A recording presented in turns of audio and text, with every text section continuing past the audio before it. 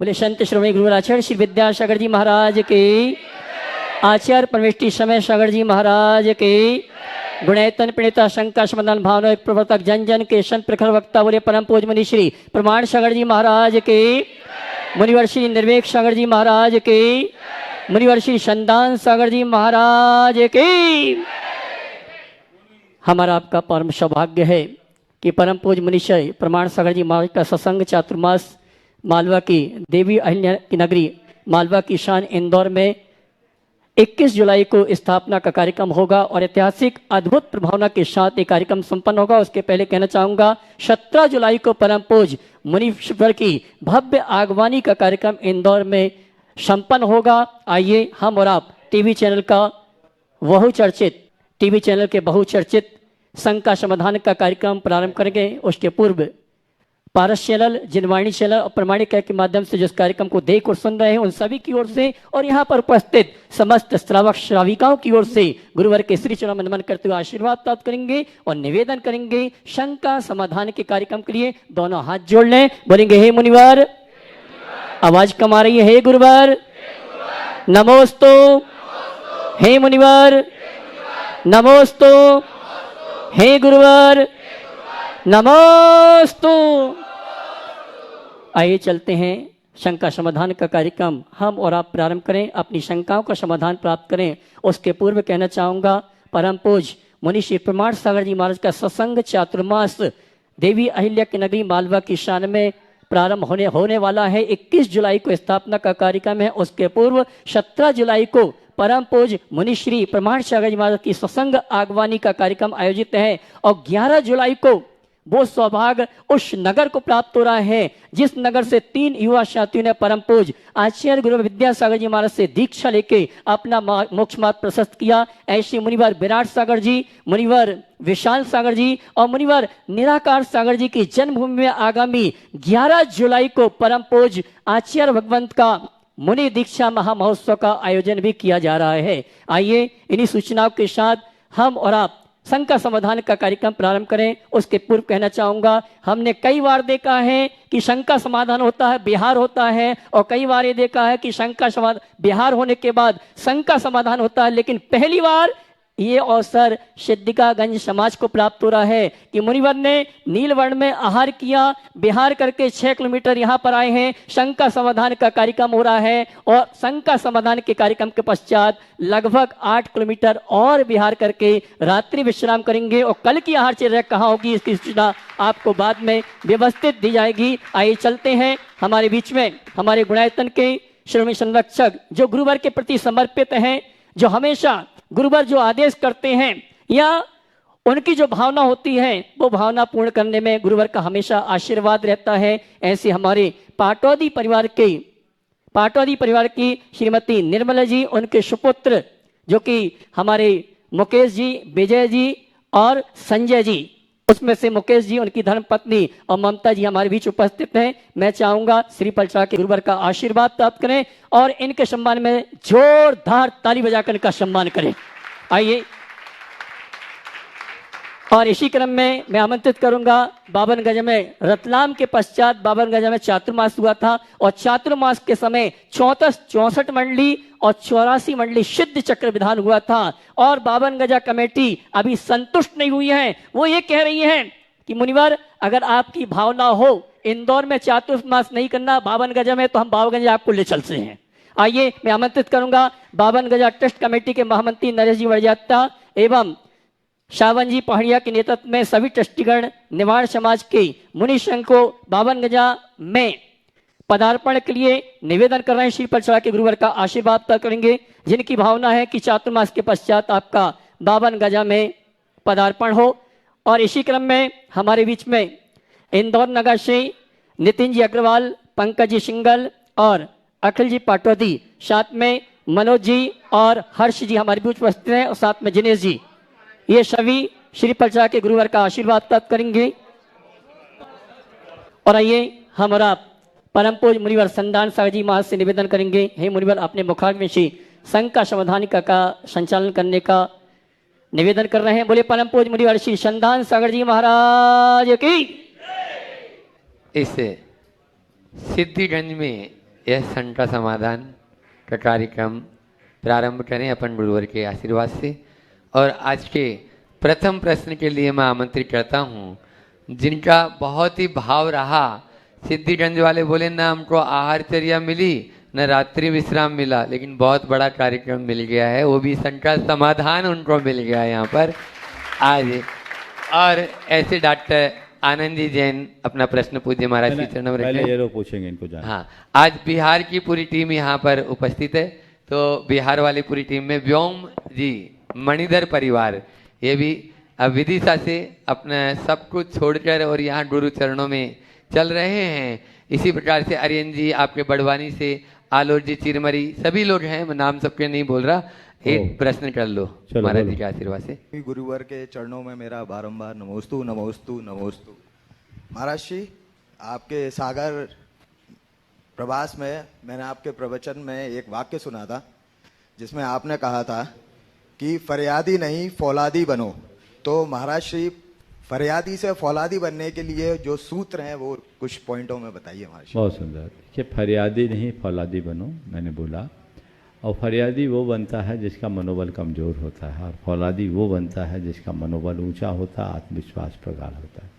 हम आत्मविश्वास के धनी बने और स्वयं के पराक्रम का विस्तार दें, अपने बल पर अपने आप को ऊंचा उठाने का प्रयास करें, किसी की कृपा से अपने आप को ऊपर उठाने का अभ्यासी न बने। ऐसा प्रयास हमें हमेशा करना चाहिए। जिसकी सोच सकारात्मक होती है, जिसका आत्मविश्वास प्रगाढ़ होता है, जिसके हृदय में प्रबल लगन और निष्ठा होती है, वो व्यक्ति अपने जीवन में आई हुई बड़ी बड़ी चुनौतियों को भी बहुत आसानी से पार कर जाता है। एक बार इन सभी युवकों का जोरदार अभिनंदन करें सभी। अभी ये जो व्योम सवाल कर रहा है, ये उस परिवार से है जिन्होंने विदिशा में पूरा मंदिर अपने द्रव्य से बनाया और उसका पंचकलानक भी कराया। चलिए। हाँ, डॉक्टर आनंद जी जैन सिद्धिगंज, और उसके बाद में तैयार रहेंगे हिमांशी जैन सिद्धिगंज। सभी मुद्राओं के चरणों में नमोस्तु नमोस्तु नमोस्तु। महाराज श्री, जब सही ऑप्शन चुनने में दुविधा हो तो क्या करें? देखो, जब भी दुविधा हो तो दो काम करना चाहिए। पहला काम, आत्मविश्वास से निर्णय लो और जो सामने आ जाए सो कर लो, और अपने अंदर इतनी क्षमता रखो, इतना विश्वास रखो कि गलत को भी सही बना सको। कोई पहली बात, अभी पूरी बात नहीं हुई। निर्णय ले लो, और निर्णय लेने के बाद गलत हो जाए तो भी उसको सही करने का जज्बा अपने मन में रखो, पहली बात। दूसरी बात, यदि कदाचित ऐसा नहीं हो सकता तो आंखें बंद करो, हृदय में भगवान को या गुरु को याद करो विराजमान करके, और उनसे प्रेरणा पाकर जो आए उसे स्वीकार कर लो, सारी दुविधाएं दूर हो जाए। हाँ, अगला हिमांशी जैन सिद्धिगंज, अगला नाम। हाँ, उसके बाद में तैयार रहेंगे नीरज समता जैन नीलबड़। महाराज जी के चरणों में मेरे परिवार एवं जावर जैन समाज की ओर से बारंबार नमोस्तु नमोस्तु नमोस्तु। गुरुदेव, मेरा प्रश्न यह है कि सुपार्श्वनाथ भगवान को के ऊपर कौन सा उपसर्ग हुआ था? कृपया उत्तर दीजिए। इसका कहीं उल्लेख देखने को नहीं मिलता। उपसर्ग हुआ था ये तो चर्चा आती, पर उनके उपसर्ग का पूर्ण विवरण उपलब्ध नहीं होता। तैयार रहेंगे। आज अपने बीच में 52 गजा की पूरी कमेटी यहाँ पर उपस्थित है, और 52 गजा ही नहीं, आसपास के सभी क्षेत्र जो गांव हैं वहाँ से प्रतिनिधि मंडल यहाँ पर उपस्थित है। जितने नाम यहाँ पर अभी जैसे भैया जी ने बुलाया भी था, मैं नाम यहाँ पे पुकारता जाऊँगा, वो तैयार रहेंगे। सुनील जी जो है सबसे पहले अपना प्रश्न रखेंगे। सनावत से सुनील जी अपना चरणों में त्रिबार नमोस्तु नमोस्तु नमोस्तु। महाराज जी, ये प्रश्न मेरी धर्मपत्नी का है और एक प्रश्न मेरी पुत्री का भी है। बोलो बोलो। मेरी धर्मपत्नी का प्रश्न है महाराज जी कि वर्तमान परिवेश में नारी जीवन में सामूहिक परिवार की क्या भूमिका है? और मेरी पुत्री का प्रश्न है महाराज जी। नहीं, वो प्रश्न रहने दो, बोलो एक ही बोलो बोलो बोलो, चलने दो, बहुत लोग पूछ रहे महाराज हैं। जी, उसका प्रश्न है कि माता पिता के कर्म से संतान के कर्म कैसे प्रभावित होते बहुत हैं? अच्छा सवाल। देखिए, नारी जीवन का संयुक्त परिवार में क्या हिस्सा है? हमारे यहाँ नारी के लिए एक शब्द आता है कुटुम्बनी। समझ गए? भारत में नारी के कई रूप दिए, कन्या, पत्नी, भार्या, जननी, कुटुंबनी। समझ गए? ये 5 रूप है। कन्या शील संस्कार से मंडित होकर अपने कला और गुणों को विकसित करती है। उसके बाद जब विवाह होता है तो वधू बनती है, पत्नी बनती है, फिर वह जननी बनती, माँ बनती है। पूरे परिवार का भरण पोषण का दायित्व उसके ऊपर होता है, इसलिए भार्या बनती है। और बाद में पूरे कुटुंब संस्था की मुखिया होने के कारण कुटुंबनी बनती। तो एक नारी परिवार की जितने अच्छे से संभाल कर सकती, कोई नहीं कर सकती। यदि उसके अंदर सही समझ हो, सहनशीलता हो, उदारता हो और सबको साथ लेकर चलने की वृत्ति हो, तो घर परिवार को बहुत आगे बढ़ा सकती है। ये उसकी जिम्मेदारी। माता पिता के पुण्य का संतान पर क्या असर पड़ता है, दूसरे में पलट देता हूँ, क्या संतान के पुण्य का भी माता पिता पर असर पड़ता है? बहुत अच्छा सवाल है। ये परस्पर निमित्त नैमित्तिक संबंध है। हम लोगों को हमारे शास्त्रों में एक शब्द आता है दाय भाग। एक व्यक्ति किसी राजा के घर में जन्म लिया, कोई व्यक्ति किसी करोड़पति के घर जन्म लिया, वो जन्म से करोड़पति हो गया। राजा के घर जन्म लेने वाला जन्म से राजा हो गया। ये उसको कहाँ से मिला? अभी कोई कमाया, कोई परिश्रम किया, कुछ नहीं किया। ये क्या मिला? दाय भाग में मिला। क्या मिला? समझ गए? इसके उलट कोई व्यक्ति किसी भिखारी के घर जन्म लिया, जन्म से भिखारी हो गया। भिखारी का बेटा तो भिखारी कहलाएगा ना। तो अभी उसका कुछ भी है उसके साथ नहीं है, लेकिन वो भिखारी हो गया। ये क्या है? ये दाय भाग। हाँ, ये कोई जरूरी नहीं कि करोड़पति का बेटा आखिरी तक करोड़पति बना रहे। हो सकता है करोड़पति का बेटा भिखारी बन जाए, और ये भी हो सकता है, देखने में आया भी है, भिखारी का बेटा करोड़पति बन जाए। ये उसका अपना पुरुषार्थ और कर्म है। समझ गए? तो दाय भाग में हमें माँ बाप का पुण्य मिलता है।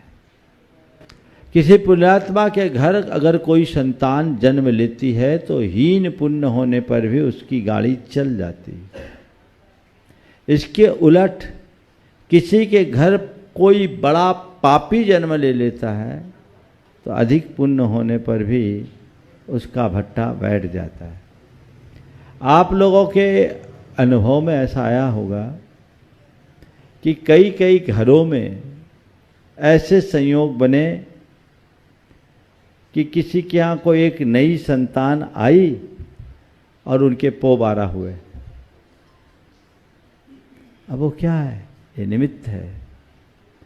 पुण्यवान आएगा तो वो अपने पुण्य से सारी व्यवस्थाएं अपने अनुकूल बना लेगा।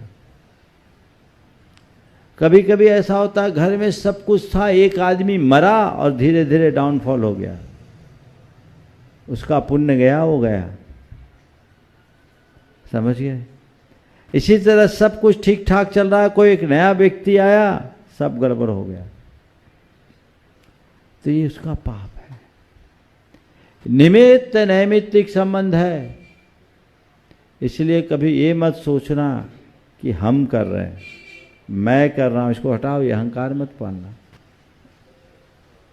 तुम केवल निमित्त हो सकता है जो करता नहीं दिख रहा है, पर जो आ रहा है सब उसी के निमित्त से आ रहा है। आगम में धन्य कुमार चरित्र में ये बात आती है कि धन्य कुमार जिस दिन जन्म लिया उस दिन से घर में धन धान्य की समृद्धि इतनी हुई कि मुड़ के नहीं देखा, नाम ही धन्य कुमार। और उसको बड़ा लाड प्यार मिलता, वो करता कुछ नहीं था। उसके भाई उससे जलते थे। भाइयों ने षड्यंत्र पूर्वक उसको घर से बाहर निकाल दिया, और जिस दिन वो बाहर निकला घर का भाग्य भी बाहर निकल गया। करोड़पति घर के लोग मजदूरी करने को बाध्य हुए, और धन्य कुमार जहाँ गया उसे राज संपदा मिलती गई। आप पढ़िएगा धन्य कुमार चरित्र, पढ़ा है ना? तो ये सब चीज़ें हमारी आंखें खोलने वाली है। आप अगर देखो तो घर परिवार में भी ऐसा होगा। कई लोगों की ये शिकायत होती है, करते हम हैं, नाम उसका होता है, वो तो कुछ करता ही नहीं, सब उसी को महत्व देते हैं। घर में उनकी चलती है। अरे उनकी नहीं चलती, उनके पुण्य की चलती है।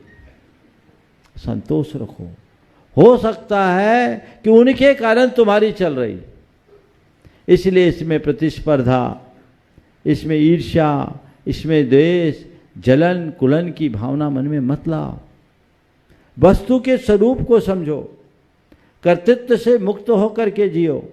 क्या पता कब किसका पुण्य कहाँ काम में आ जाए और कब किसका पाप आड़े आ जाए।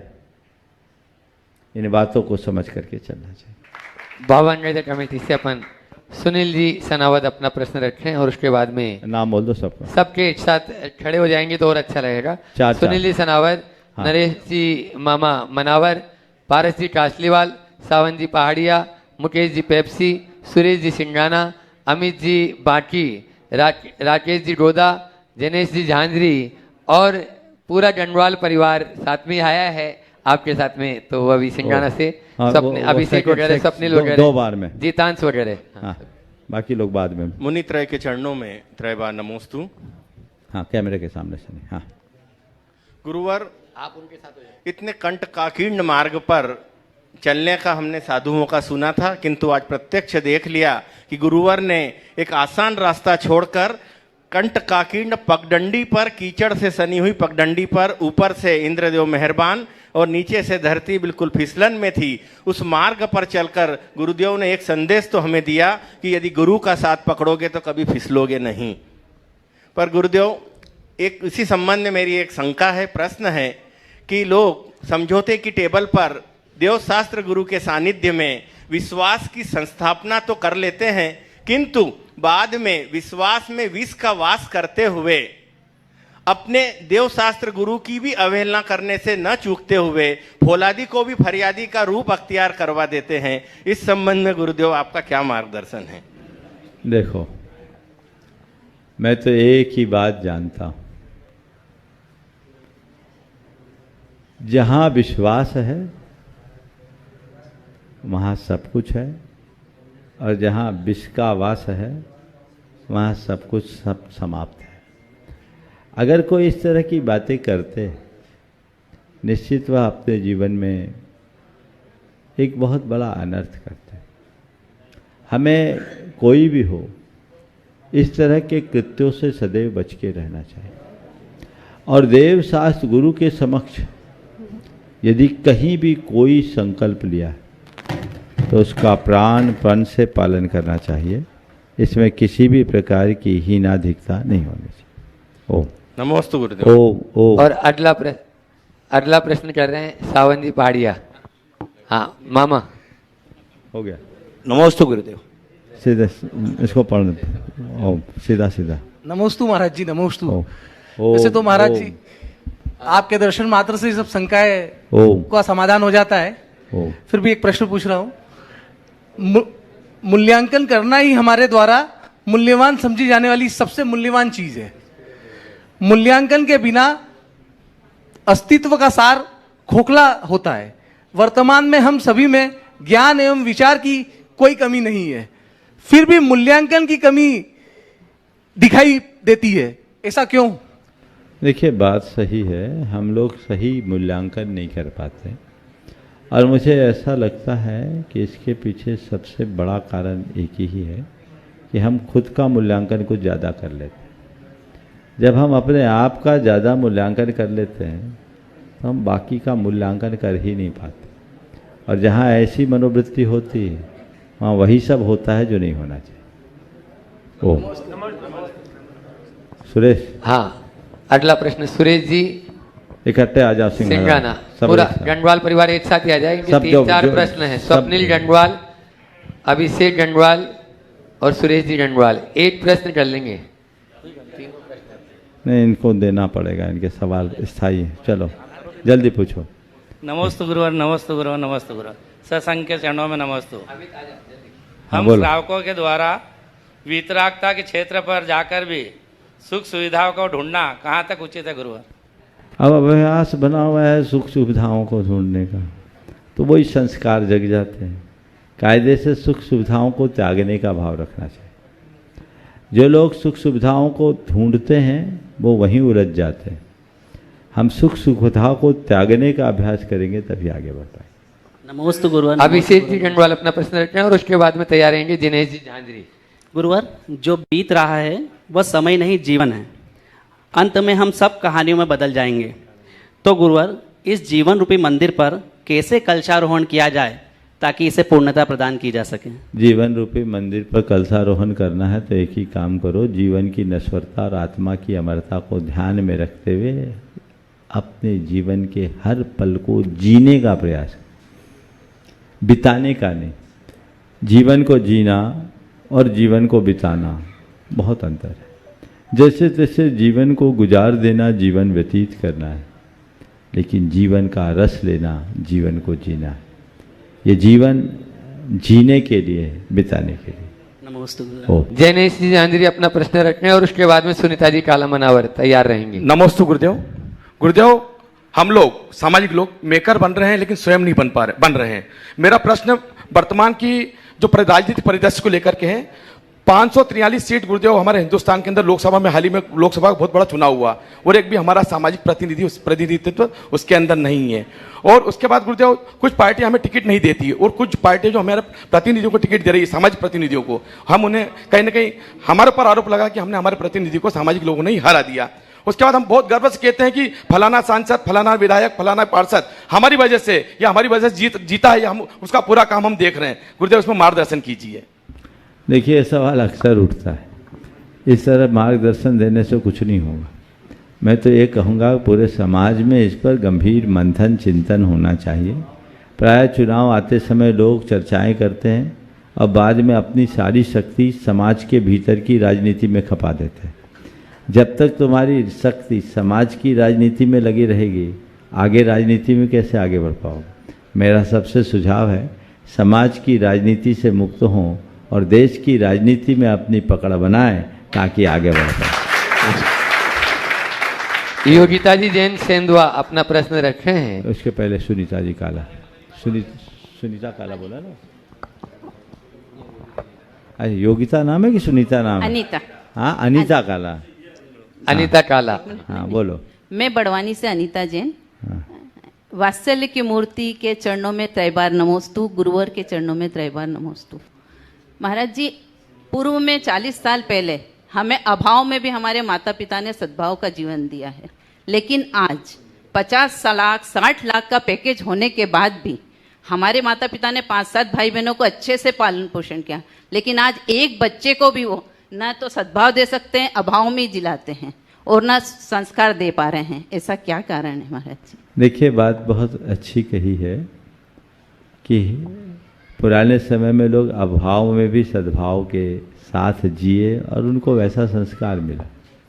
आज पर्याप्त होने के बाद भी, सबका सद्भाव होने के बाद भी लोगों के अंदर संस्कार क्यों नहीं? मैं इसका एक ही उत्तर दूंगा, वो ये कि अब सद्भाव गौण हो गया, प्रभाव बढ़ गया है। लोग अब प्रभाव में जीने लगे हैं, अपने प्रभाव को प्रदर्शित करते हैं और एक दूसरे के प्रभाव से प्रभावित होते हैं। जब तक ऐसी मनोवृत्ति रहेगी तब तक ये समस्याएं बनी रहेगी। तो ऐसी समस्या से मुक्ति पाने के लिए हमें न तो अपना अभाव देखना चाहिए, न किसी का सद्भाव या प्रभाव देखना चाहिए, अपितु समभाव में जीने का अभ्यास बनाना चाहिए ताकि हम हर पल सही दिशा में बढ़ सकें। नमोस्तु गुरुवर, नमोस्तु गुरुवर, नमोस्तु गुरुवर। अगला योगिता अशोक जैन सेंधवा अपना प्रश्न पूछ रहे हैं। उसके बाद में आज अपने बीच में गुणायतन के शिरोमणि संरक्षक हर्षजी जैन, मनोज जी यहाँ पर जो संरक्षक हैं, दोनों ही यहाँ पर उपस्थित हैं। मेरे आराध्य वे अपना गुरुवर प्रश्न के चरणों में, तीनों मुनि राजों के चरणों में बारंबार नमोस्तु गुरुवर।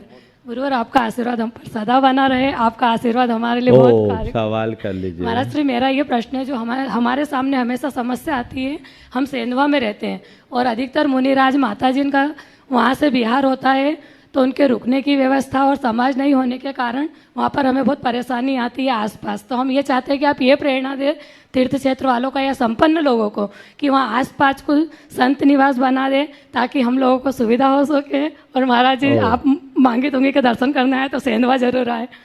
नमस्ते महाराज जी। ये एक आवश्यकता तो है, अक्सर इसमें सवाल आता है महाराज जी। धाम लेकिन इसमें कई बार विचार हुआ, समस्या बनाने की नहीं, समस्या मेंटेनेंस की।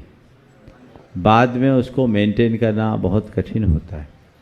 इस पर कुछ योजनाओं पर विचार चल रहा है। अभी बीच के दिनों में मैंने चर्चा की थी कि सरकार से बातचीत करके जितने भी स्कूल्स हैं उनसे जैन समाज को बातचीत करना चाहिए और स्कूल्स में 1-2 कक्ष एक्स्ट्रा बनवा दे, समाज उसमें सहयोग दे दे और उससे एक ऐसा एमयू हो जाए कि भविष्य में कभी भी साधु आए तो उनको रुकने के लिए वो स्थान सुलभ हो सके।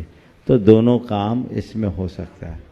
मुझे बड़ी, हालांकि अभी मैं सार्वजनिक रूप से नहीं कहूँगा, लेकिन इस दिशा में प्रदेश सरकार, चूँकि उनकी जिस दिन सम्मति मिल जाए या वो जिस दिन वो सामने आएंगे तो कहूँगा, प्रदेश सरकार के एक प्रमुख मंत्री ने भी मुझसे कहा, महाराज चिंता मत कीजिए, मैंने इस पर सोच लिया है और प्रथम चरण में मैं यही काम करवाना चाहूँगा। तो ये बहुत जल्दी जब कभी वो मेरे बीच आएंगे तो मैं उनके सामने उनके मुख से ही ये कहलवाना चाहूँगा। तो ये चीज़ें हैं, हमको इस दिशा में पहल करनी चाहिए और पूरे देश व्यापी कार्यक्रम बनाना चाहिए। आगे हर्षी जी जैन शिरोमणि संरक्षक गुणायतन और मनोज जी बाकलीवाल संरक्षक गुणायतन अपना प्रश्न रखें और साथ वाले भी और इनके साथ में इंदौर से आज बहुत सारे लोग हैं जो नितिन जी अग्रवाल समाज का प्रतिनिधित्व करते हुए पूज्य महाराज श्री जी के चरणों को अपने और इंदौर ले जाना चाह रहे हैं, इसलिए वे आज यहाँ आए। और साथ में उनके ममता जी सिंगल, पंकज जी सिंगल और अखिल पाटोदी, ये सभी लोग अपना प्रश्न भी रख रहे हैं, निवेदन भी कर रहे हैं। गुरुदेव के चरणों में बारंबार नमोस्तु नमोस्तु नमोस्तु। गुरुदेव, पिछले शंका समाधान में मेरा एक प्रश्न अधूरा रह गया था, जो मैं आज दोहरा रहा हूँ। पहले मकान कच्चे होते थे और रिश्ते पक्के हुआ करते थे, और आज मकान बड़े हो गए हैं लेकिन रिश्ते कच्चे हो गए हैं। और अभी आज के परिवेश में दिल में कुछ और होता है और कर्म कुछ और होता है, तो कहाँ तक गुरुदेव उचित है, मार्गदर्शन करें। देखिए, आपके पहले सवाल का उत्तर तो मैं एक ही वाक्य में कहूँगा। पहले लोगों का व्यक्ति से लगाव होता था, अब वस्तु से लगाव होने लगा। पहले हमारे संबंधों का आधार प्रेम, परस्परता और आत्मीयता थी, अब उसका स्थान आवश्यकता और उपयोगिता ने ले लिया। इसी को बोलते हैं कंज्यूमरिज्म, उपभोक्तावादी मनोवृत्ति। और इस मनोवृत्ति के बढ़ जाने के कारण ये सारी समस्याएं दिनों दिन बढ़ते जा रही। आपने दूसरा सवाल क्या पूछा? कर्म, दिल में कुछ और होता है और कर्म दिखने में अच्छे होते हैं। हाँ, ये तो संसार की पुरानी रीत है। कपट शब्द इसीलिए तो आया है, जो भीतर हो बाहर हो जाए तो जीवन ही कुछ का कुछ हो जाए। हमें ऐसे लोगों से ठीक तरीके से पहचान कर सुरक्षित दूरी रखनी चाहिए। नमस्ते गुरुदेव। हाँ, मनोज जी बाटलीवाल अपना नितिन पूछो। हाँ, पहले नितिन जी अग्रवाल अपना प्रश्न। गुरुदेव, मैं नितिन अग्रवाल और पंकज सिंगल इंदौर से हमारे और हमारे परिवार की ओर से आपके श्री चरणों में नमन करता हूँ। गुरुदेव, हमें अत्यंत हर्ष हो रहा है कि आपका चातुर्मास इंदौर शहर में है। हम और हमारे समाज के लोग किस प्रकार से आपकी सेवा करें, कृपया मार्गदर्शन करें इस चातुर्मास में। देखो, बहुत अच्छी बात है। अभी इंदौर तो काफ़ी दूर है, लेकिन मुझे प्रसन्नता है कि इतनी दूर आप लोग चल कर आए। मैं तो यही कहूँगा और आज इस मंच से सभी को संदेश दूंगा कि चातुर्मास कराने में भले जैन समाज आगे आ रही है, लेकिन मैं चाहूँगा ये चातुर्मास जैन समाज का ना होकर जन समाज का।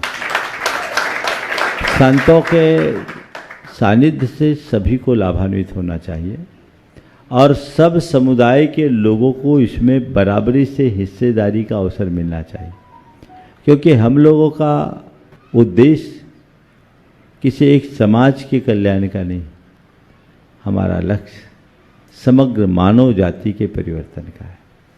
और यदि उससे प्रेरित होकर लोग आते हैं तो इससे अच्छी बात कोई नहीं होगी। हमें ऐसी सामाजिक समरसता का वातावरण बनाना है और सब लोग मिलजुल कर अगर काम करे तो इससे अच्छी बात कोई नहीं होगी। पाटोदी परिवार सुमठावाला की ओर से आप सभी गुरुवरों के चरणों में नमन करता हूँ। नमोस्तु गुरुदेव। गुरुदेव, मेरा प्रश्न है, आज समाज में नाम और फोटो की ऐसी होड़ मची है जिसे देख के युवा वर्ग जो है समाज का, वो सामाजिक गतिविधियों से दूर भागता चला जा रहा है। कृपया मार्गदर्शन करें। देखिए, नाम और फोटो की होड़ तो होनी नहीं चाहिए, लेकिन अच्छा काम करने वाले के नाम सुन करके हमें प्रसन्न होना चाहिए, व्याकुल नहीं।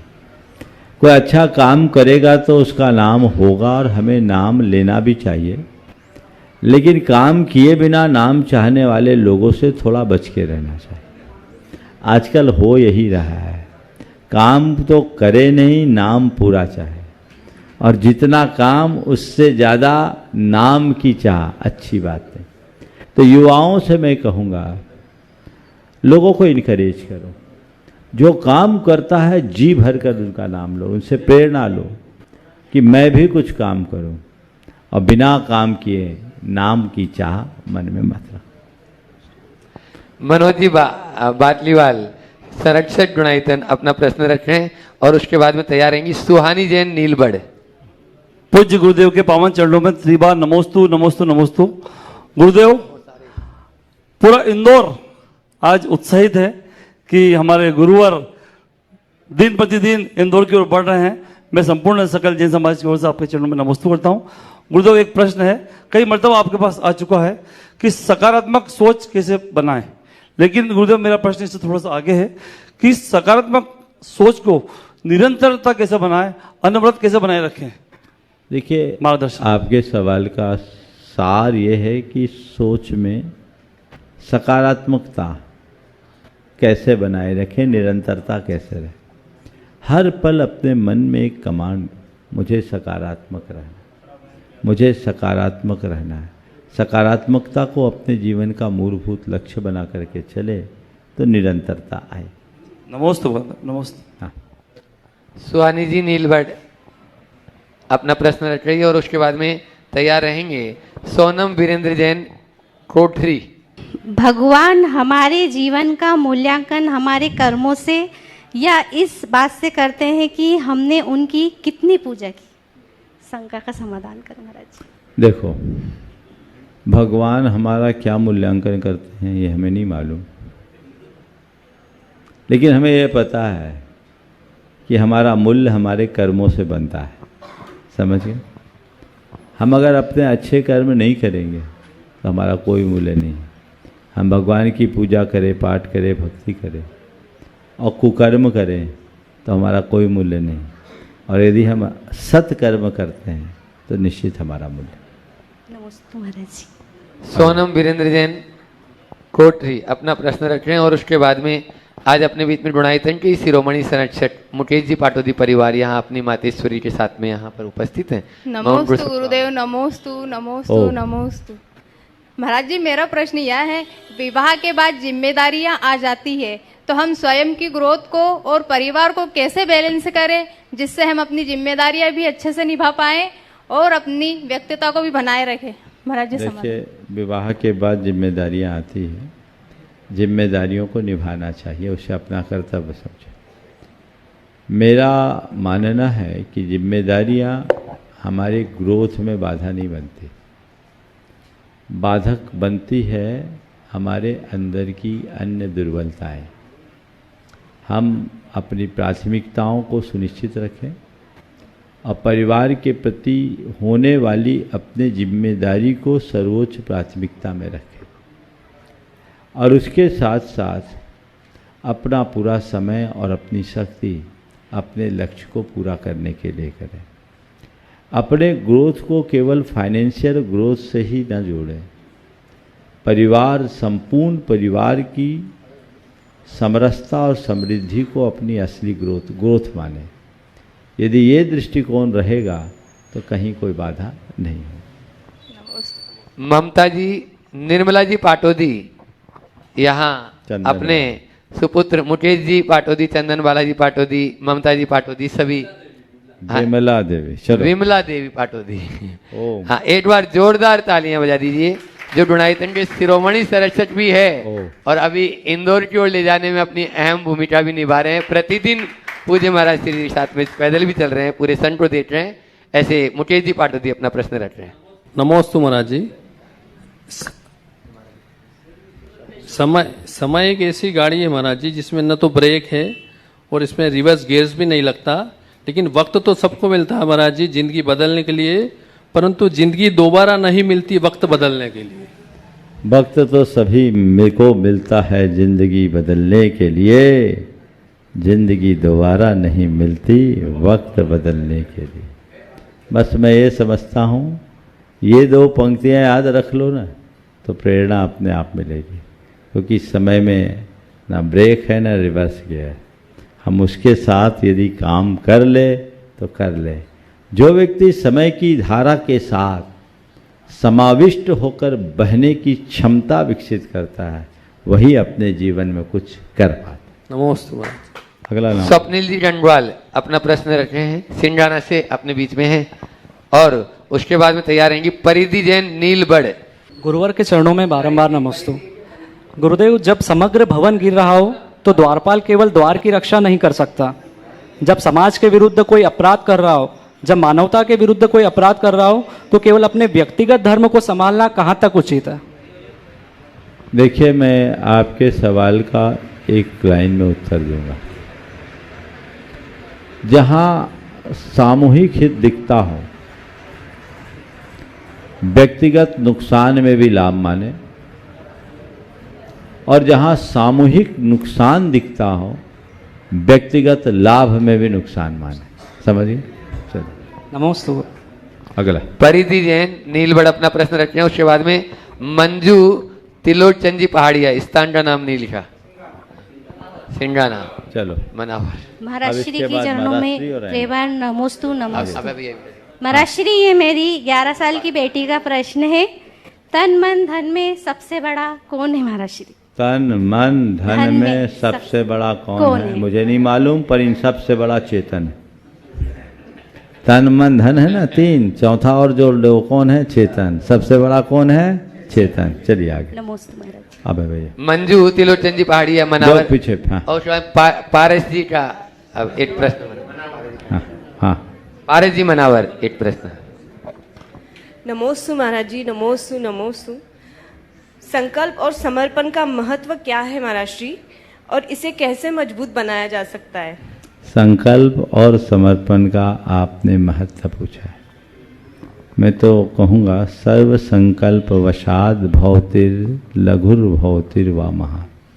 संकल्प सिद्धि का आधार, बिना संकल्प के सिद्धि नहीं होती, और समर्पण पूर्णता का आधार। समर्पण क्या है इसे जानना है तो नदी को देखो। नदी समर्पित होकर बहती है तो अपने उद्गम से निकलकर गंगोत्री गंगा सागर में परिवर्तित हो जाती है।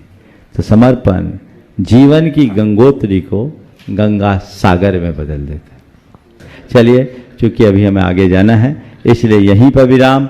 बोलिए परम पूज्य आचार्य गुरुवर श्री विद्यासागर जी महाराज की।